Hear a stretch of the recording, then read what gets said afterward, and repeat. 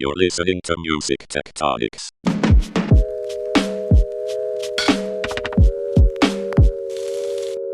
Welcome back to Music Tectonics. Wait, welcome back from Music Tectonics? We are back from the Music Tectonics Conference. I'm your host, Dmitri Vietze. I'm also the CEO and founder of Rock, Paper, Scissors. And we had such an amazing time just a couple of weeks ago in Santa Monica, California, the Los Angeles area at the Music Tectonics Conference. For all our amazing podcast listeners who were able to come out and make it for the event, thank you so much. It was great to meet so many people in person, to see people again, and to enjoy such a great spot. I thought I would just take a few minutes this episode myself. I guess maybe we'll do 20 minutes here on the conference itself. This is just a one-person podcast, something we haven't done in a long time, if ever, where I thought I would just kind of share some notes, some things that I'm thinking about. I'm starting to listen to the archives from the sessions, and we're starting to see if we can maybe get some of those panels up as podcast episodes as well. But just some things that stood out for me for this episode.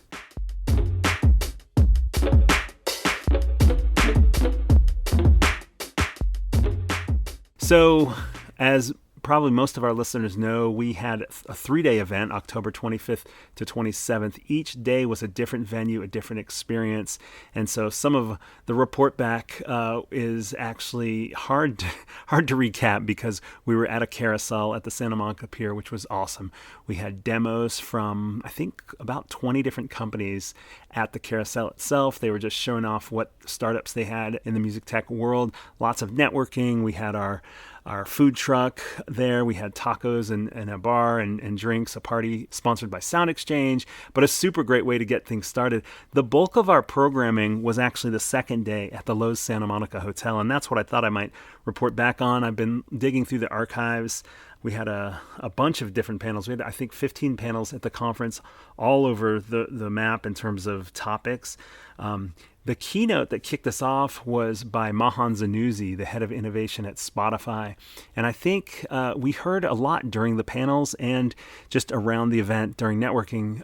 It was Mahan really brought a great topic that kind of set the context. Mahan was talking about how music for him was always a beacon of culture and kind of established all the things around identity for youth, whether it was clothing or how we talk and how, our values and so forth.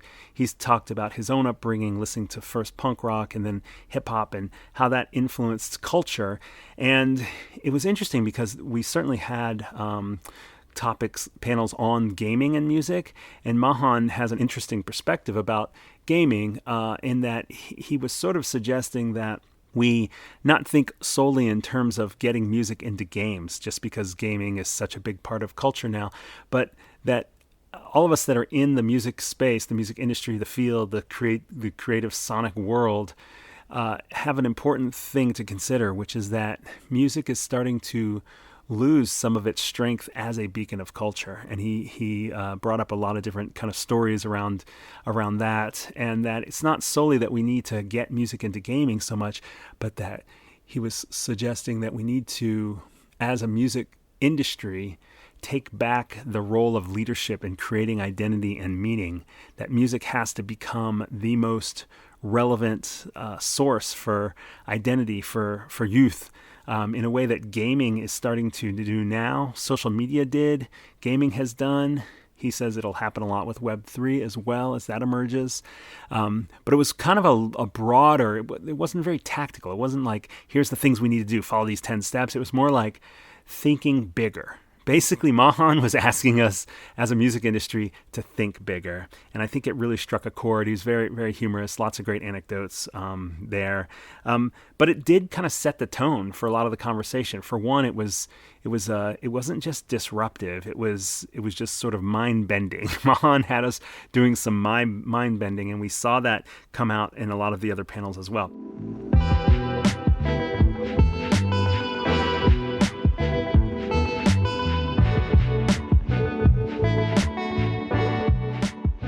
So in fact, I did listen to the archive of the Gaming is the New Venue panel, And that was super interesting, especially having heard the keynote, because it had a different perspective. These are folks that are already heavily engaged with that overlap of music and gaming. So whereas Mahan was saying, let's step out before we dive fully into gaming and look at just how important music should be for people, these are folks that have already dived deep into gaming and are using the platform of gaming to expand music and vice versa. And Gavin Johnson from Monster Cat was on that panel. I remember he spoke a lot that they treat a game like Rocket League like it's almost like another DSP, like Spotify. It's another distribution space for people to listen to and engage with music. He also pointed out that Rocket League themselves, have A&R people, and so a lot of gaming companies are thinking like the record labels. Riot Games has been investing in artists and marketing artists as if they're a record label. And of course, Karen Allen was the moderator of that panel. And she pointed out how Twitch gamers use this technique that I've heard her describe before, raiding, which is basically when you finish your Twitch stream, you can just go and bring your audience to a whole other stream. And so sometimes music performers, artists are getting an influx of the gaming community too. So super interesting to hear about culturally what's happening on a platform like Twitch that's actually raising the audience and discovery possibilities for artists as well. Of course, they had conversations about the challenging parts of gaming, the biggest one being, I think, licensing music and how to handle all the splits in terms of the rights on the songwriting composition side. But Gavin also pointed out that convincing artists that gaming is a legitimate space for this type of partnership or for licensing in itself was another challenge too. So lots of really interesting conversations there.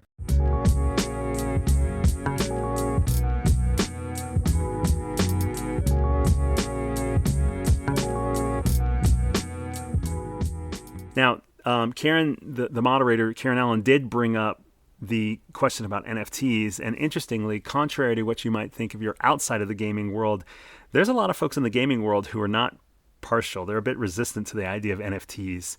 And there was a conversation, I think it was Summer on the panel, who said that the solution is to make the game fun first. That the NFT is just the business model. It's not the whole point of all of it. And so you have to make the game fun first, and then you can address things around the business model and whether NFTs are involved. That was Summer Watson from WYE Media Company, had some great stuff to say there as well.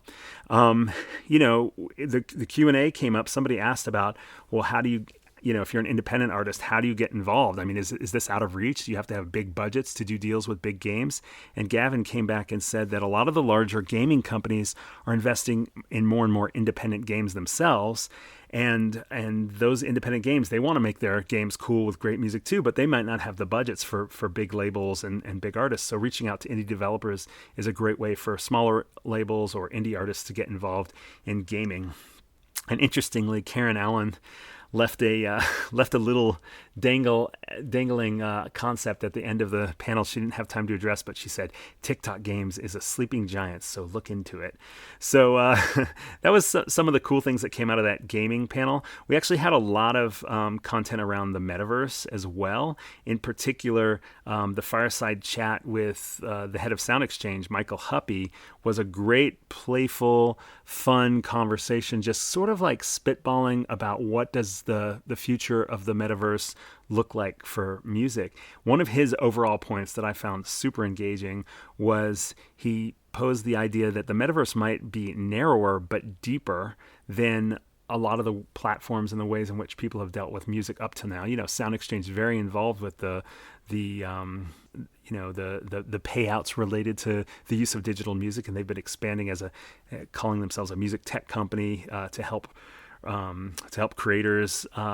And what I think his point was, a lot of the evolution of the streaming platforms have been that you want millions of tracks. You want a one place to go to. Not his words, but the celestial jukebox is there. But that he sees the possibility that metaverse communities may emerge that are very specific, maybe to a specific scene, a specific genre, or maybe specific artists. And so you might not need to license millions of tracks. And that allows you to, have a narrower but deeper approach to music and fan engagement. And he also said that there will be new rights, but even the current rights pie is going to grow, because if you think about everything in IRL in terms of music rights and music usage now, there's not payouts for everything. Of course, he pointed to radio in America, where the performer and the label don't get paid. In the metaverse, that'll change, because that will now be a different digital format, and so there'll be an opportunity for more payouts there. And of course, why is Sound Exchange talking about this stuff? They're very involved with millions and billions of transactions in music and helping to get rights holders paid. And so, the conversation certainly circled around the idea that Sound Exchange could help other, as these metaverse platforms emerge, other ways of paying out creators and rights holders. So he also talked about artists and creators needing to be a part of that conversation now. So as the metaverse platforms emerge, you can't really make commerce flow well if the right people aren't being compensated. That was what Mike said there. There was also chat about the importance of interoperability and the challenge to walled gardens as it regards with intellectual property. If you buy something in one metaverse space, you want to be able to use it somewhere else. And that's certainly been one of the challenges with the NFT world now, is you've got a thing, but what do you do with it now, especially if the whole speculative value share growth potential of it no longer exists. You want to be able to use it somehow. So that was an interesting one. I mean, one last comment. I remember he was talking about a friend's niece, I think it was, and said there are 10-year-olds out there who've already been to their first concert, but it's been in the metaverse. So whereas we're thinking about what does that live concert feel look like, there are people who already envision that the metaverse is exactly that it's the exact same thing. So let's take a quick break, and when we come back, I'll hit a couple other interesting things that I've heard. Whoa, the ideas are flying fast on this episode. If you want to follow up on anything we're talking about today, we've made it easy. Head over to musictectonics.com and find this episode on the podcast page. You'll see show notes full of links and a time-stamped roadmap of the conversation. We're not responsible for internet rabbit holes you tumble down in the process. Now, let's get back to the conversation. All right, we're back. And I'm just sort of sharing some highlights from some of the archives that I've dug into from the Music Tectonics Conference that took place a couple of years. I think I'll hit a couple of more here. One of the best panels, I think, in terms of startups listening would be the Music Tech Investment Panel, which we do every year at the conference, where we gather some of the investors who are directly involved with funding music tech startups. This was a cool one. Rishi Patel from Plus8 Equity Partners was there. Joe Toe from Sony Ventures was there.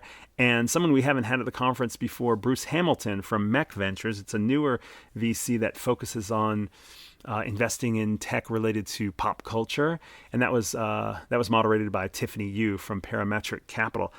What I loved about this panel, we definitely got some specific tips from an investor perspective, but also all these folks just seemed so informed, not just about investment or in music tech, but really about the music industry and the future and the vision there. I think, Joe from Sony just kicked it off by talking about they think in terms of the future of entertainment. So they're not specifically a music investor, but they look at a lot of crossover for the tech needs of gaming, entertainment, sports, and music.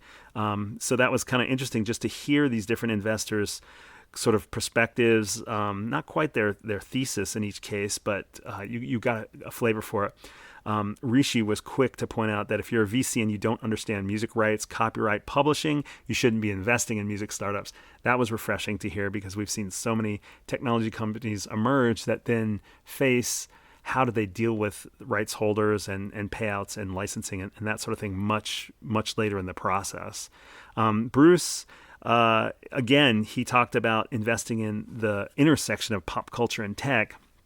And he had a couple of great phrases. Pop culture evolved technology and vice versa was one. And he also said technology is the vehicle that drives evolution in society and connects people from all walks of life, which was pretty interesting. But many times in the panel, he referred back to this idea that you have to walk among the people to understand what the future is going to look like. And that was a cool, I think, a cool perspective to hear about a lot.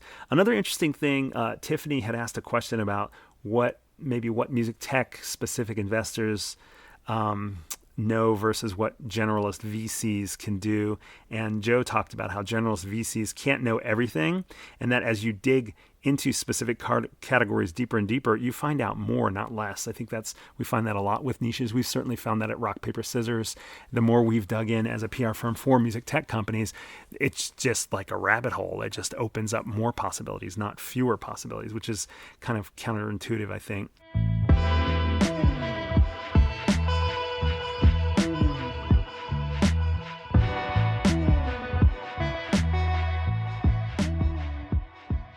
Rishi talked about music being such a tight-knit industry, and that if you're an outsider, it's hard to gain trust.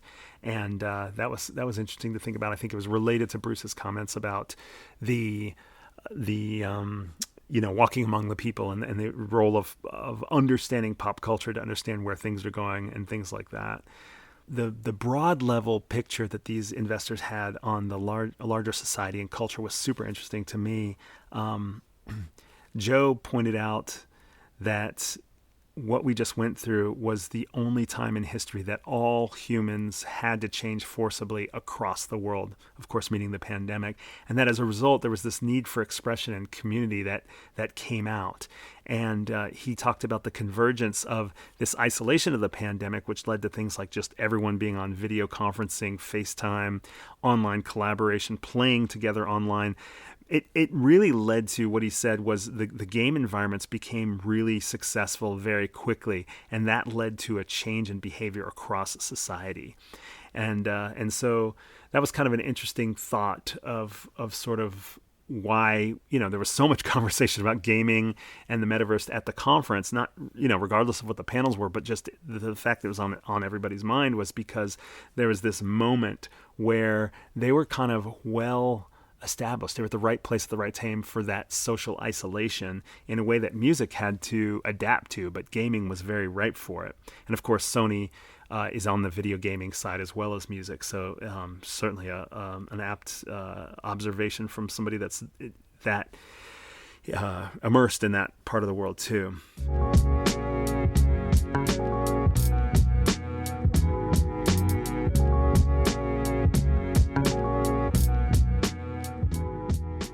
There was a lot of conversation on the panel, too. The concept of Web 2.5 came up a couple of times versus Web 3.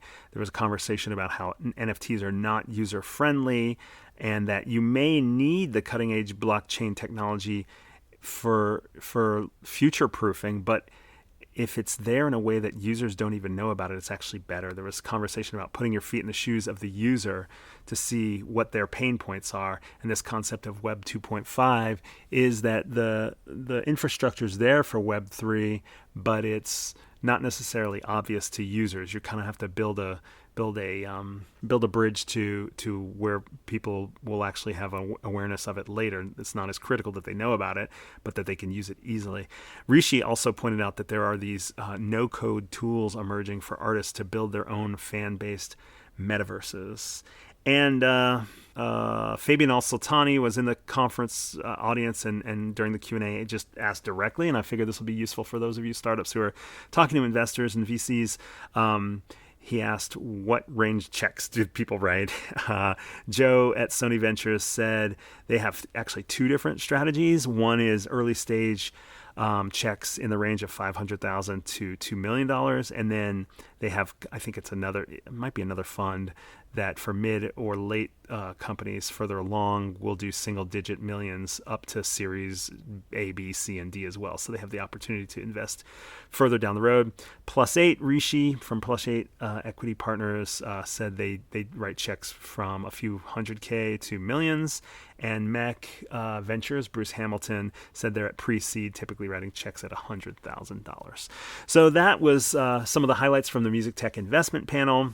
I think coming to the Music Tectonics Conference and having the opportunity to be there in the audience, ask those questions, to follow up afterwards. I know Joe had the experience of literally having had to spend another 90 minutes after the panel was over just talking to folks. I'm sure Rishi and Bruce and Tiffany had similar experiences. So make sure when we announce our dates next year, startups, you come out to the conference, because this is a really cool opportunity, and this was a great curated group of investors.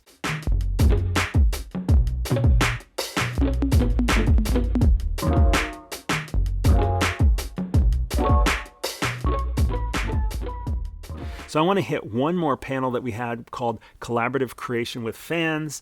Again, I'm not handpicking panels based on anything other than just starting to listen through the archives and helping to pull out some of the cool things that came out. This was a panel that was moderated by Tatiana Cirasano from Media Research, who actually spoke a few times at the conference. She gave a couple of amazing keynotes, one with Chris Thakar also from Media, and one on her own, which was great. But she moderated a panel, which is super fun to see, with Daniel Rowland from Lander, head of strategy and partnerships there, Michael Cieslak from BaseNote, one of the co-founders there, and Emma Supika, who's the art education lead at Artifon, the creators of the Orba. So this was a fun conversation to have so many different perspectives on collaborative creation with fans.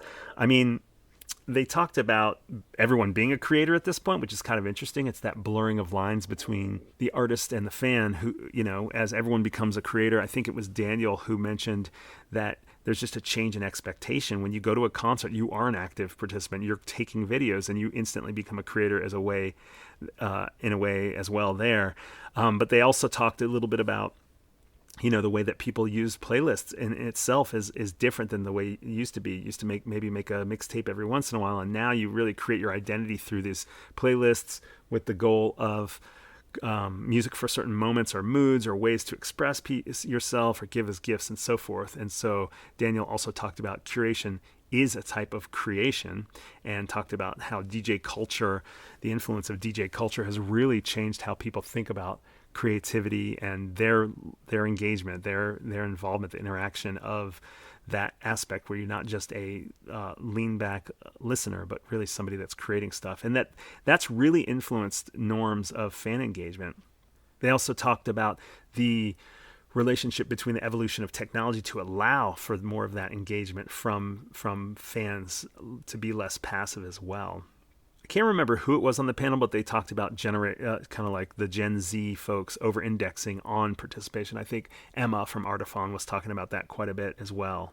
And as a result, artists are starting to put out unfinished songs for feedback. It's kind of a productivity hack, where instead of making what you think will be the perfect song or guessing what will be the perfect song, but instead you actually put out a song that's still in process, and then as a result of the feedback you get from your fans, you decide where to go with it next, maybe getting feedback, maybe having collaborators from out there in the world as well. And we're starting to see some interesting trends along this line. Some of it is how you monetize collaboration. Certainly we saw with Cameo, where artists were making a shout out to specific fans and getting custom content as a result, being big during the pandemic. But also it's kind of a gamification of music making is emerging, is what the panel said too.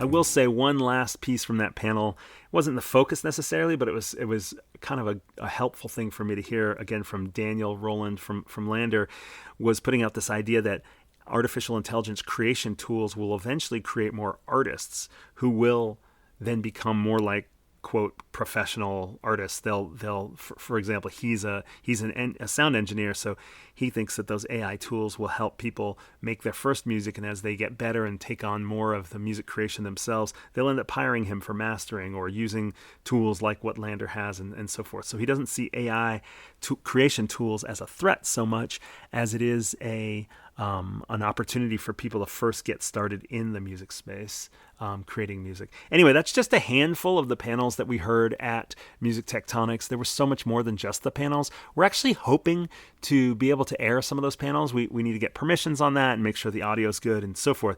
I'm curious to hear from you. What would you like to hear from the Music Tectonics Conference? Are there specific panels or talks you'd like us to try to broadcast as podcasts? Do me a favor. Email us at conference@musictectonics.com. That's conference@musictectonics.com, and let me know if there's any. You can still go to musictectonics.com/schedule and see what some of the panels were. Were there any things you were hoping to hear from there? And thanks to everyone who filled out surveys from the conference. It was so great to get your feedback. Amazing positive vibes from everybody. We're so glad we were able to create such a fantastic, fun experience. We're really glad that there were no fires like we had in 2019, and the weather was beautiful, and we had such a great time meeting with everybody, whether it was at the Carousel or at Expert Dojo or out at the Lowe's Hotel in Santa Monica. We had such a great time with everybody. We're already starting to think about next year, so as soon as we announce those dates, make sure to get them on your calendar. If you miss this year, it's going to be even better next year, but don't miss another one. All right, thanks so much for listening. We'll be back with more from the conference and more from the podcast soon. Thanks for listening to Music Tectonics. If you like what you hear, please subscribe on your favorite podcast app. We have new episodes for you every week. Did you know you can dig deeper into all our episodes with the show notes at musictectonics.com? While you're there, look for the latest about our annual conference, sign up for our newsletter to get updates, or get the Music Tectonics app for music tech news. Everything we do explores seismic shifts that shake up music and technology the way the Earth's tectonic plates cause quakes and make mountains. Connect with Music Tectonics on Twitter, Instagram, and Facebook, and find me, Dmitri Vietze, if you can spell it, on LinkedIn. Bye-bye! You're listening to Music Tectonics.